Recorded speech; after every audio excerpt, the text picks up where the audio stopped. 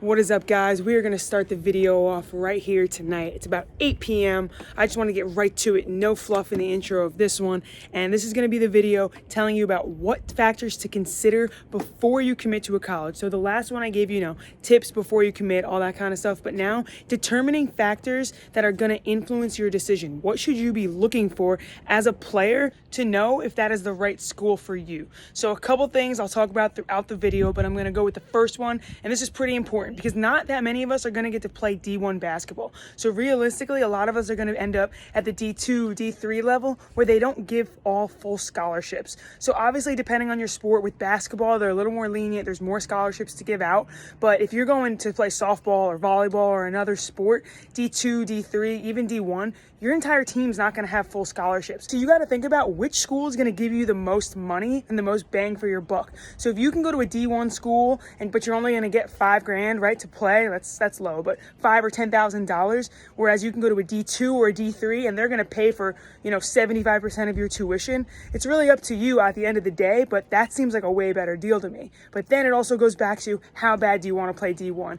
I know some people don't mind paying the price to play D1 sports because it is D1 sports. But at the end of the day, that's a big thing that you have to consider. How much money are these schools willing to lay out? Are they giving you a full scholarship like they can in D1? In D2 and D3, they can't do that. I'm pretty sure, I didn't play D2, D3, but I'm pretty sure the rule is that they're not allowed to give you full scholarships, full athletic scholarships at least. So the academic piece totally comes into play here. Just keep in mind that scholarships are not always full rides. You're gonna have to pay for something sometimes, whether it's room and board. Sometimes schools don't cover everything. It really depends on your sport and the budget of the school that you're going to. So that is tip number one, and I think it's a really important one. Consider scholarships and how much money a school is willing to give you.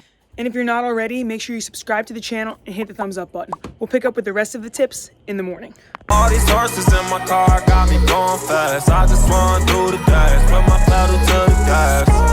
Going so fast, hope I don't crash. One false move, that could be my last.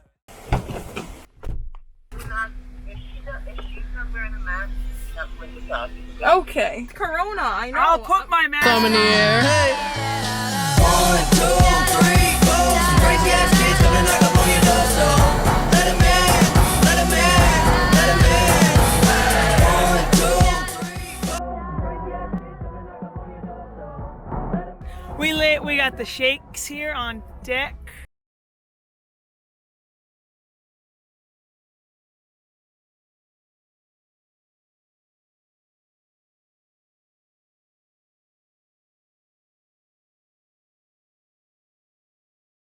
It's not Reese's Pieces, it's Reese's Pieces. Right? The man's name is Reese. I don't understand the problem. The owner? But no, The I mean CEO? like on the cup it says Reese 'S, like the name Reese.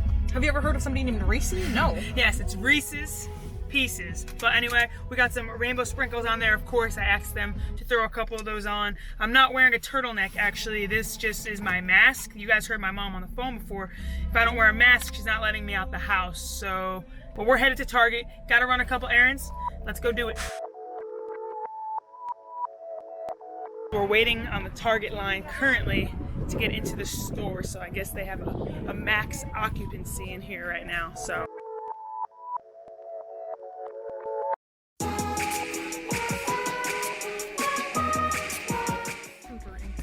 Alright, we're in the electronics aisle right now, and we're here to just get some printer ink for the printer at home, but when you get in the electronics aisle, it's just, for me, it's over. So, the Power Beats Pros, I'm telling you, good pickup right there. TVs. Alright, this is what we actually needed, some ink, but now we're looking at TVs. This is too small. I feel like anything below a 30. I wouldn't get a 24. I was just saying, I think that the one I have from my room in Liverpool when they're talking about downstairs is 24. The one from your room in... The apartment complex that we're in, it doesn't come with a TV. A lot of them do, but ours doesn't. So just get something like this is perfect for like a dorm. The situation is or like, apartment. Alright, we just got out of there. Picked up a few extra things that we did not need, but that's what happens when you go into Target, and that's okay. Tip number 2 I'm going to give you guys for making the recruiting process a little bit easier, helping you narrow down your list of schools, is to decide what kind of campus feel that you want. So For me, I knew that I did not want to be like in a city, but some people love that. So for me, that wasn't what I was looking for. So that was a little bit easier for me to kind of narrow down the schools that I didn't want. Now, obviously you have to weigh your factors, right? Like you might not have that many choices. So you might have to be, you know, at a campus where it's in a city, even if you don't want to, because maybe the basketball program is really good, or that's, you know, one of the only schools that's recruiting you. So if you have the luxury or the ability to, you know, narrow down choices based on a campus feel, then I would just recommend, you know, kind of thinking about, are you willing to go far away? So obviously, you know, I went to school at Quinnipiac in Connecticut when I grew up in New York, but now I live in North Carolina. So I had to factor in the fact that I have a flight that I have to take. I can't drive home all the time. So it's a little bit harder to go home and see your family and stuff when you're further away. So are you okay with that? For me, I was, you know, I'm not really somebody that gets homesick, but I know a lot of people that did get homesick, or they're not the type of person that can be away from their family for all that long. So that's just another factor to consider, is what kind of campus you like and how far are you willing to travel to play college basketball.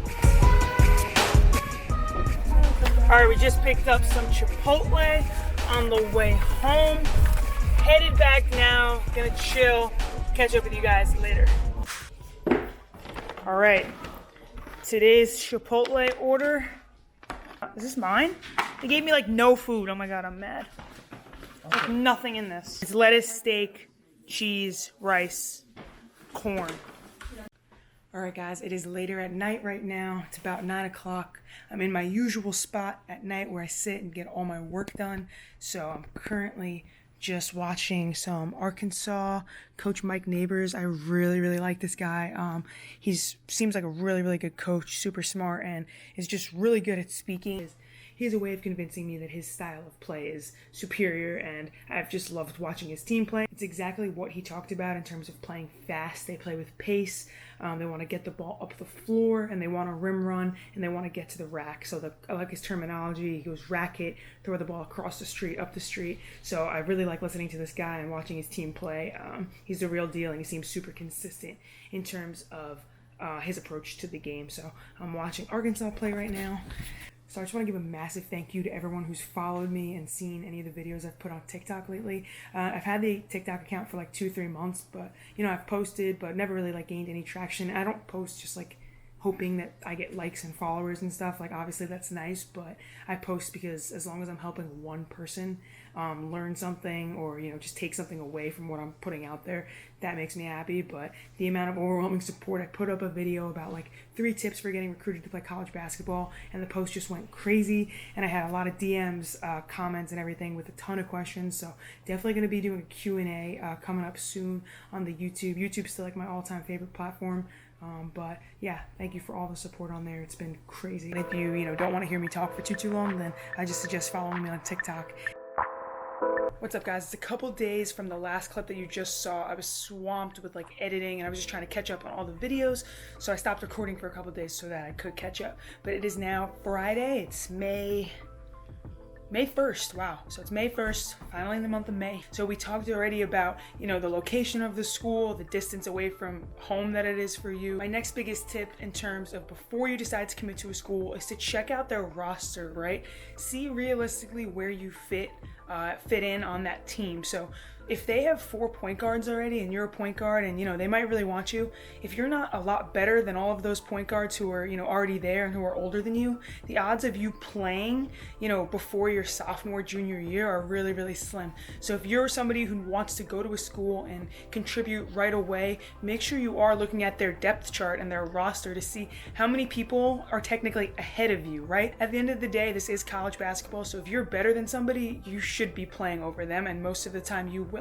But there also are factors to consider, that they have more experience, they already know the system. So just make sure you're checking out how many players that they already have in your position before you commit to a school. But we're about to head outside. We're going to record some content. We're going to shoot around a little bit. I'm not going to lie, I haven't picked up the basketball in a couple of days, so I might be a little rusty. Rocking the real old Kobe's today.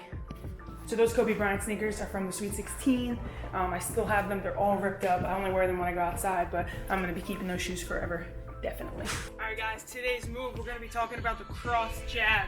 So obviously you need to master regular crossover first. So if you're not really too confident with the normal crossover, then I wouldn't really watch this video yet. I would go one step back and just master a regular crossover. But for the majority of you who can do a crossover pretty easily, the cross jab is gonna be a crossover and then a jab in the opposite direction. So this is called a misdirection move because we're faking one way and then going the other. So when we cross it from right to left, we're jabbing to that right side, but then we're going. This is really just gonna confuse our defender in terms of which way that we are attacking. So as soon as we cross, our defender's gonna wanna cut us this way, but then we're gonna jab back, so they're gonna shift, and then we're gonna continue our crossover.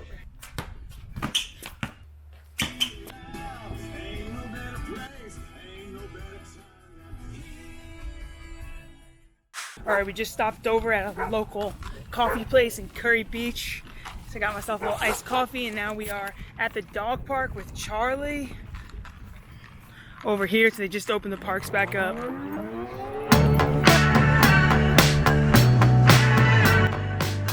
All right, so this next one is the academic piece. If you know exactly what you want to do with your career after basketball, and that involves something where there's a lot of post undergrad school, so grad school, getting into a medical program, anything like that, then you should definitely be factoring that into your decision about what college you want to go to. But if you're someone who's really unsure what they want to do, you think you'll do something more general, like for me, I was an education major, so most schools have some sort of education program, so the academic piece was important, but it wasn't like deal breaking. So for me, I looked for basketball first, then academics. But again, if you want something where you can go to med school and you want to be a doctor or a lawyer and something that takes a lot of school, you should be factoring that academic piece in heavily when making your decision. All right, guys, we're about to get some work done right now, so I'm back upstairs, gonna sit down at the computer at my station over here.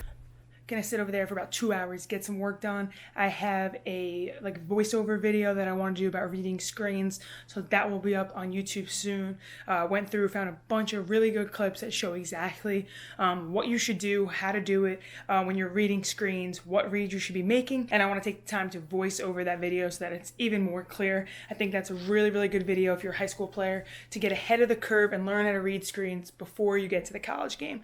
I know that's something that I struggled with when I first got there, and I wish I had been taught that in high school. We're gonna edit up that video, watch some more game film, and we're just gonna chill for a few hours, get some work done.